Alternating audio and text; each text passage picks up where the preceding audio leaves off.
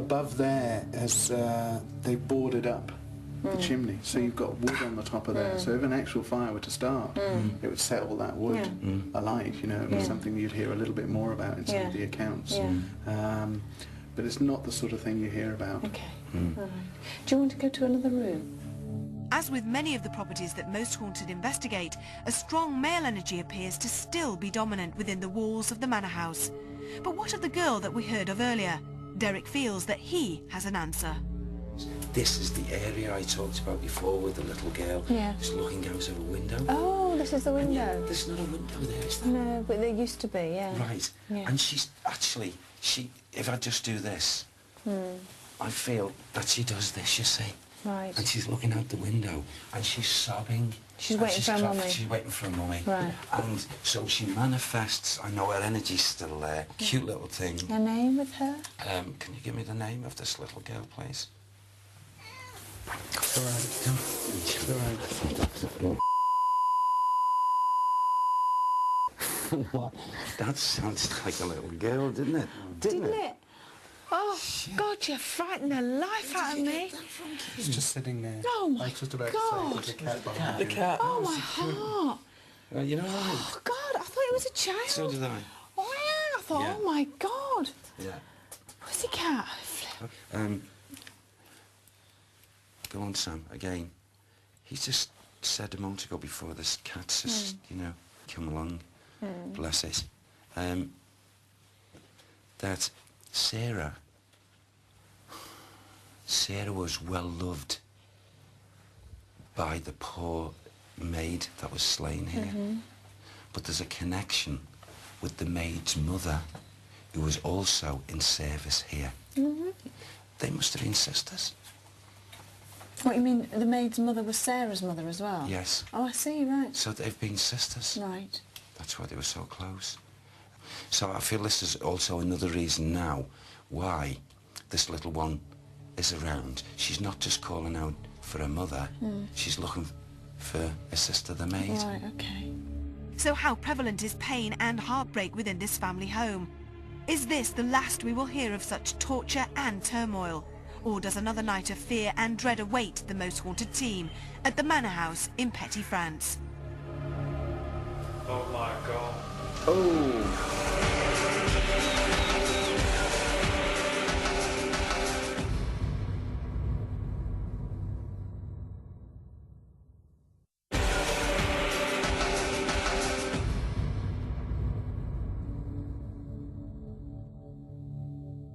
Nestled away in South Gloucestershire, the manor house at Petty France appears to have hosted one particular crime that opposes the building's rich political and literary past. And with the dining room regularly reporting a male apparition, we simply had to head downstairs to find out more. There's great sadness in here. Absolute great sadness, great despair. And a female virtually fighting for her life here in this atmosphere. Are you talking about the maid? Yes. Right. And this master, William. yeah, deciding, okay, I can do what I want, beating it into a submission, then raping the poor young soul, and then taking her life. Why did he do it? This is a type of soul that he could do whatever he liked in here, but let's go outside, and he was the perfect gentleman. You know, it was like a Jekyll and Hyde. Dual personality. Yeah. When did he die? Go on, Sam, say it again, please. Okay, man's justice caught up with him and hung him in 1589. Okay. The master had been hung. Right, I see. And he is around this house. Despite such murderous tales, we had to admit that so far the bright exuberance of the manor house didn't appear to hold too many fears. So perhaps a switch into night vision would help to send a shiver through the crew as David Wells began his reading of the upper floors in the same attic room where an old lady is said to sit on the edge of the bed. Here we are, David, in the attic. For some strange reason, it's similar to the whole house for me. I don't feel at all scared, at all. I don't know what you're picking up in here. The only thing I can pick up that may happen here is the noise of, it's a woman's voice again, and she's calling out I can't. She's calling after a child. She's chasing children.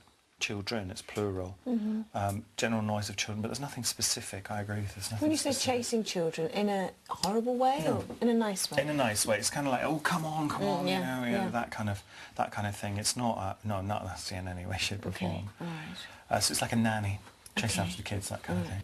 Do you want to go downstairs? Yeah. Before we go downstairs, Ian, can you touch that window with your left hand, the one that's just next to you? Now put your hand there. Does that feel colder in that corner? It does, yeah, it does. It does feel colder. Move your hand back a bit so we can get this back towards away. So the red is cold, Kieran? Yeah. That's kind of... Okay, but then when you move it forward, it's a lot colder. Yeah. Yeah, that red indicates cold, and one of the accounts from this area is a sudden drop in temperature. Okay, should we go downstairs? This passive start did comfort us, with the sensory perceptions that you would expect from a building that has housed families for 2 centuries. But would this harmony still exist out on the corridor? Before we get any further, I'm really conscious of a female presence at the top of this stair. She's sitting she's sitting right at the top step. A young girl, late teens, possibly very early 20s.